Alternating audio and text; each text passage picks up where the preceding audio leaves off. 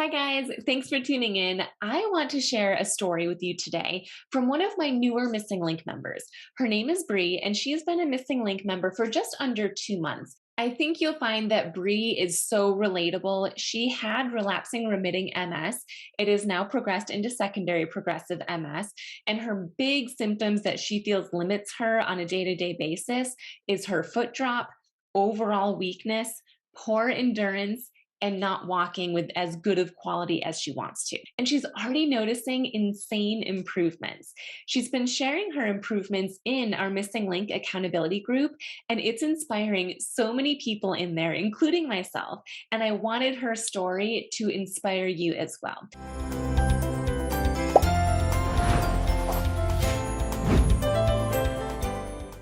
Bree, thank you so much for being here with us today. Hey, it's so great to see you.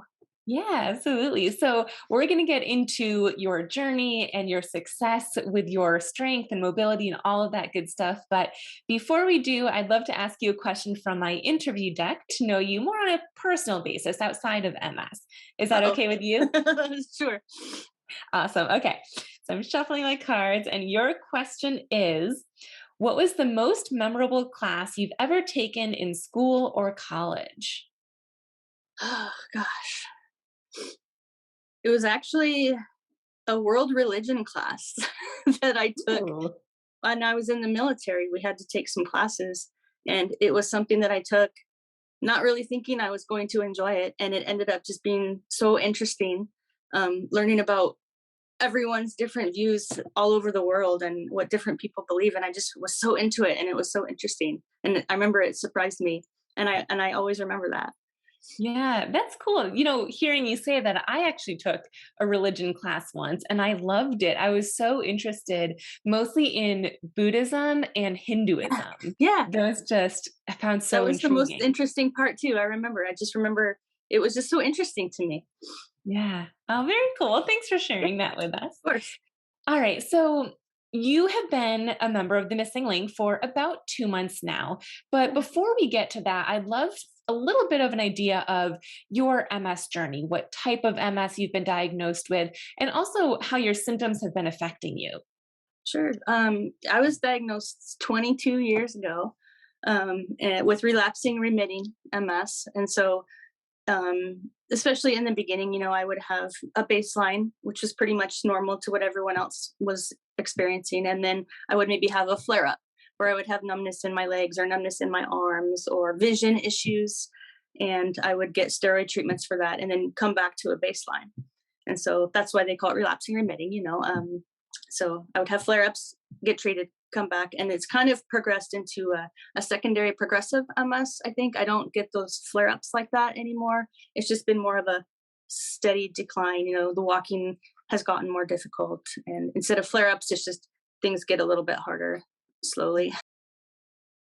All right. And how would you say your day-to-day life was affected prior to starting MSing Link? So prior to working in a functional way, what did your day-to-day life look like? Were you tripping, falling, pain, sensation? Just what did that look like? I've never had a lot of pain issues. I've had weakness, especially with my left leg. I wasn't able to take exercise classes that I used to love taking.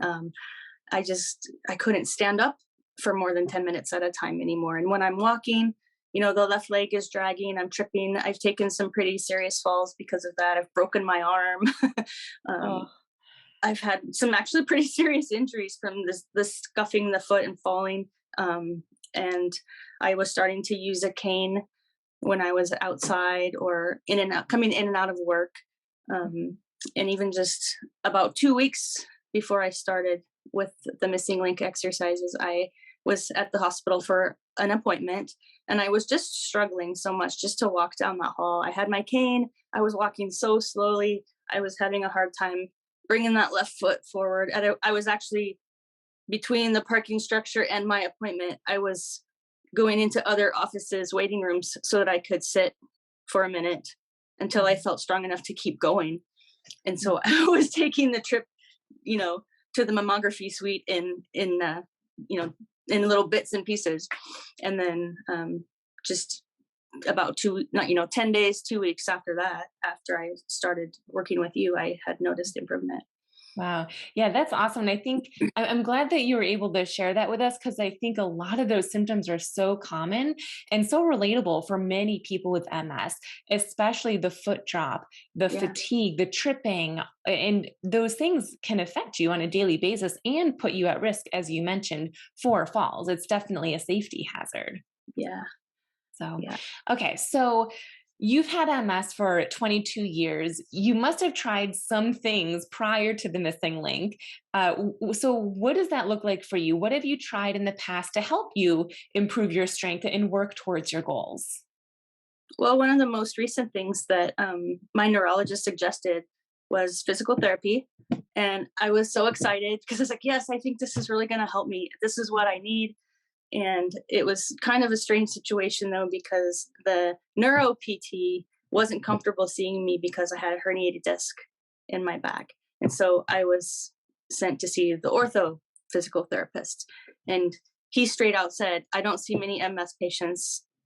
I don't know what your limitations are, And so he was kind of in a new area for himself too. He was great. He's very knowledgeable with what he does, but maybe not so much for an MS patient. And so it was just like, we just got to get you stronger. Let's throw 100 pounds on the leg press and go until your leg is fatigued, and then or ride the bike for 20 minutes, which is great for cardio, but not for helping with the MS stuff. And that was why I was so excited when I discovered you and was, listening to you talk about what an MS patient actually needs. And I was like, yes, that was my experience. Someone finally gets it. And that's why I was so drawn to you. Yeah. So, can you share with our listeners how you first found me? Because we didn't just start working together in the missing link. There were a few things that happened before that. So, how did I come into your world? Yeah, we live clear across the country from each other.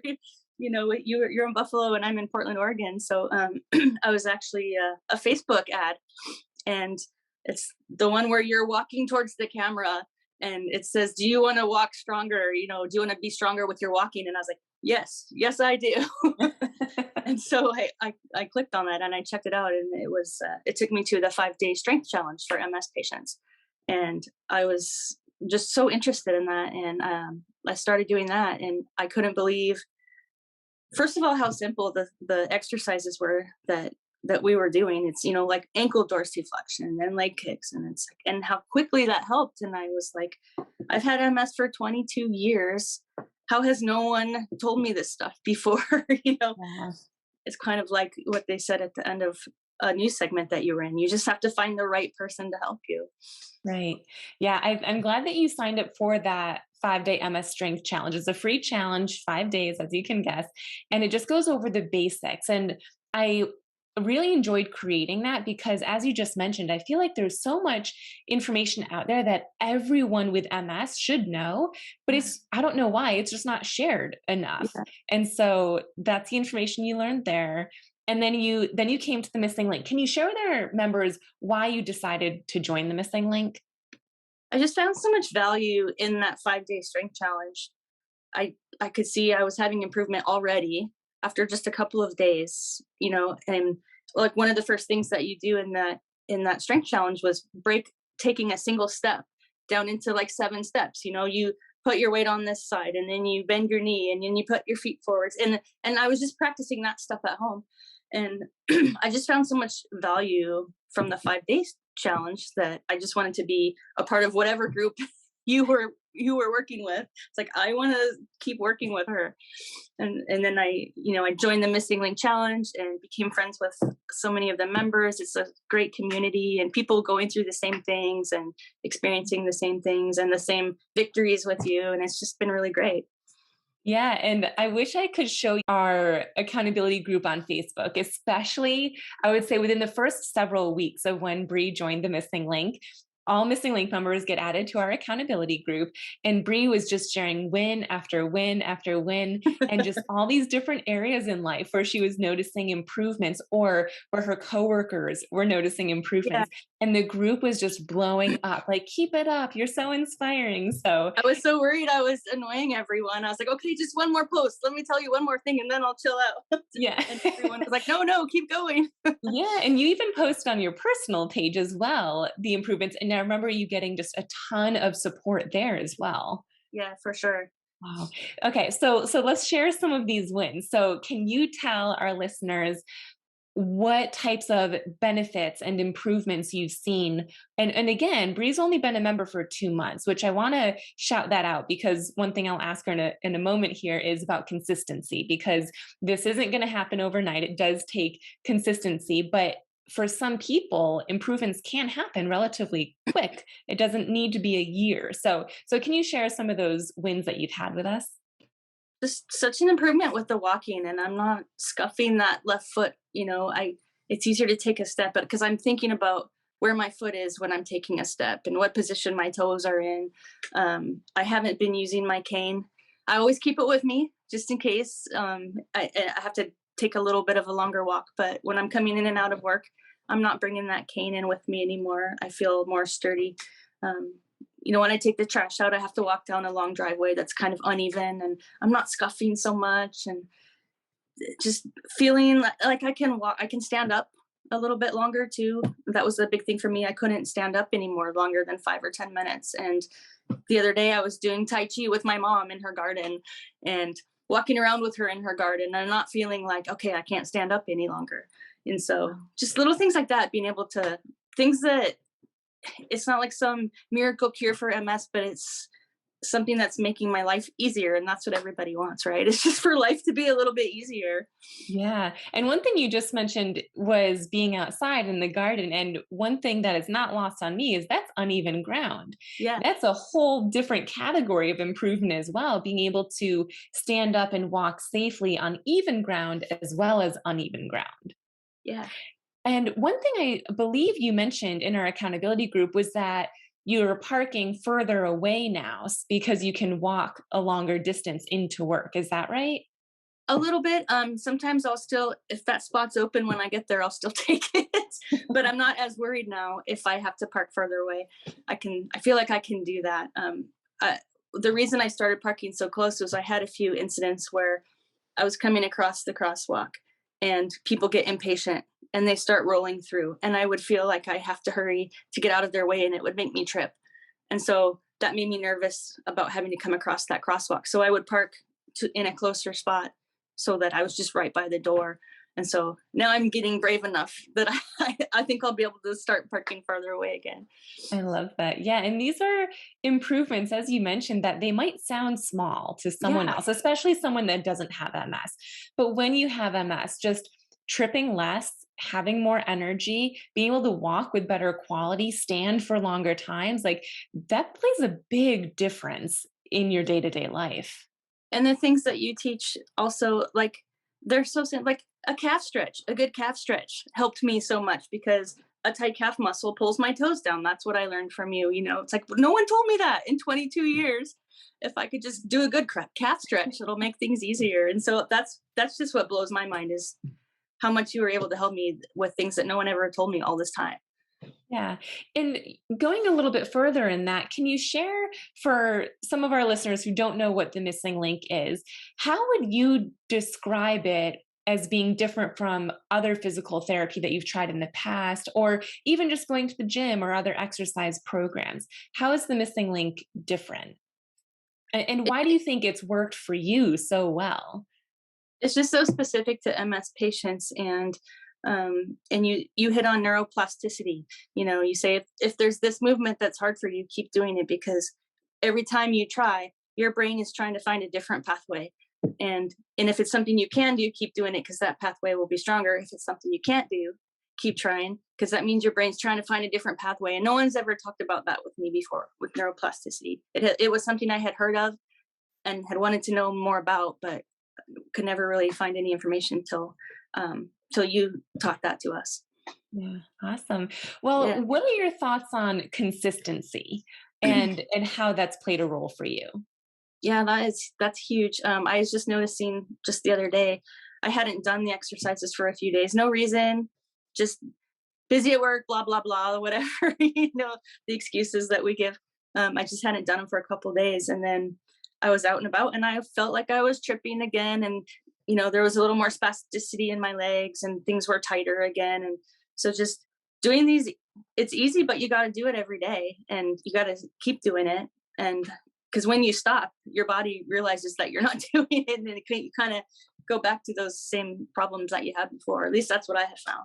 Yeah. And one thing I just want to share is that one main reason that people like Bree who notice improvement so quickly, and by quickly, I've had some clients, including Bree, who within a few days have noticed improved ankle lifting. So their foot drop is better, within a few days up to a few months. The reason that that likely is happening is because your neural pathway from your brain down to that muscle group is there. It is working. You likely just weren't using it. You were overcompensating with a different muscle group. So, by doing these specific exercises, you're essentially able to wake up that neural pathway. And you're saying, hey, brain, this is the one I want to use. Use me instead. And when that happens, you can notice that improvements quickly. But as Bree is saying, it does take consistency. It takes consistency to build that pathway and keep it there so that your brain automatically uses it and you don't require that reminder to yourself. Yeah, Yeah. for And I Awesome. noticed, like at home or when I go visit my parents, I was always a wall walker, and I'm not doing that anymore. I can just walk through a house without holding on to things. And that's a big difference too, in the category of just making life a little bit easier. Yeah, absolutely. This is so amazing. And kudos to you for following the program, doing the exercises, and staying consistent enough to see these results because it is possible, but it does take work. And you're clearly doing what it takes to see those results. So I'm really proud of you. And I really thank you for sharing all of your insights. Is there anything else that you wanted to share? Gosh, just keep going. I mean, I think as long as you have hope, you can always keep going, even if things are difficult. And like I've said, with your program, things have just gotten easier. And then that gives me more hope. And like one thing that I can think of off the top of my head is I feel like there's certain things I was thinking I have never be able to do again. And going to Disneyland was something that has come across. Like I can't do that. I can't stand up that long. I can't walk that far. And then just now I'm walking a little farther and now I'm standing up a little bit longer. And so there's that glimmer of hope. Maybe someday I'll get to go to Disneyland again. so, That's so I'm taking amazing. you with me. If we go to Disneyland, you have to come. Oh my gosh, please do. I would gladly come. That would be so fun. And missing link members. Yeah, we'll wear a MSing Link t-shirts. Yeah, for sure. Yeah, awesome. Well, Bree, thank you so much. I really appreciate you coming on today and sharing your story, your journey. And I'm excited. I want to have you back in a year or so and see how Yeah, far you've come from now. that'll be great. It was so great talking to you.